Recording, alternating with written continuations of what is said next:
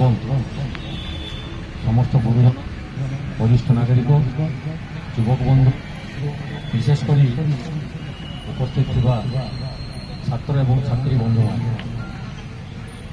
ସମସ୍ତଙ୍କୁ ଆଜିକା କାର୍ଯ୍ୟକ୍ରମକୁ ସ୍ୱାଗତ କରୁଛୁ। ସର୍ବପ୍ରଥମେ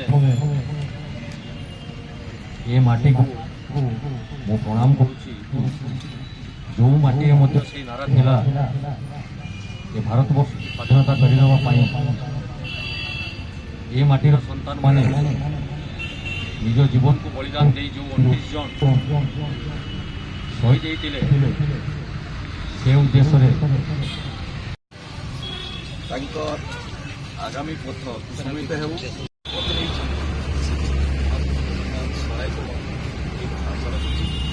ପିଲାମାନେ ଯେଉଁମାନେ ଆସିଲେ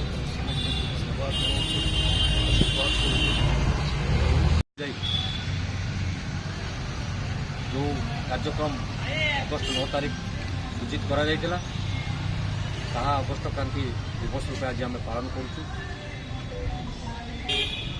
ଏ ଇତିହାସକୁ ସମସ୍ତେ ମନେ ରଖିବା ପାଇଁ ଏବଂ ଆମର ପୂର୍ବଜମାନଙ୍କର କାର୍ଯ୍ୟକଳାପକୁ ଆମ ସମସ୍ତଙ୍କ ମଧ୍ୟରେ ଉଜ୍ଜୀବିତ ରଖିବା ପାଇଁ ଆଜି ଏ କାର୍ଯ୍ୟକ୍ରମ।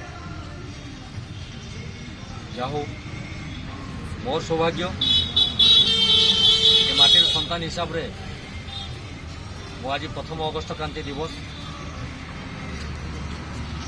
ବିଧାୟକ ହିସାବରେ ଏ କାର୍ଯ୍ୟକ୍ରମକୁ ମୁଁ ପାଳନ କଲି। ମୁଁ ନିଜେ ମଧ୍ୟ ଗର୍ବିତ। ଆଶା କରିବି ପିଲାମାନେ ସମସ୍ତେ ବିଜ୍ଞାନର ଅଗ୍ରଗତିରେ ପାଠ୍ୟକ୍ରମ ସାଙ୍ଗରେ ଆମ ଭାରତବର୍ଷର ଇତିହାସ ଆମ ଏ ଅଞ୍ଚଳର ଇତିହାସକୁ ନିଶ୍ଚିତ ସ୍ମରଣ ରଖିବେ। ଉଜ୍ଜୀବିତ କରି ରଖିବା ପାଇଁ ଏ ଅଞ୍ଚଳକୁ ପରିଚିତ କରିବା ପାଇଁ ସମସ୍ତେ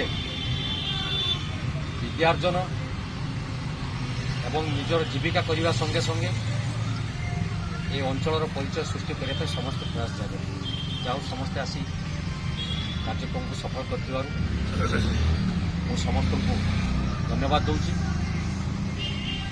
ଆଗାମୀ ଦିନରେ ଆମେ ସମସ୍ତେ ଦଳମତ ନିର୍ବିଶେଷରେ ଏ ଅଞ୍ଚଳରେ ଯେକୌଣସି କାର୍ଯ୍ୟକ୍ରମ ହେଉ ବା ଯାହା ବିକାଶ ହେଉ ତାକୁ କରିବା ପାଇଁ ମୁଁ ସମସ୍ତଙ୍କୁ ନିବେଦନ କରିବି ଏବଂ ଆଶା କରିବି ଆମେ ସମସ୍ତେ ମିଳିମିଶି ଏକ ସୁନ୍ଦର ବାସଦେବପୁର ଗଢ଼ି ତୋଳିବା। ଏତିକି କାମନା କରି ପୁଣି ଥରେ ସେହି ପୂର୍ବଜମାନଙ୍କୁ ମୋର ଶ୍ରଦ୍ଧାଞ୍ଜଳି ଜ୍ଞାପନ କରି ମୋର ବକ୍ତବ୍ୟ ଶେଷ କରି ଜୟ ହିନ୍ଦ।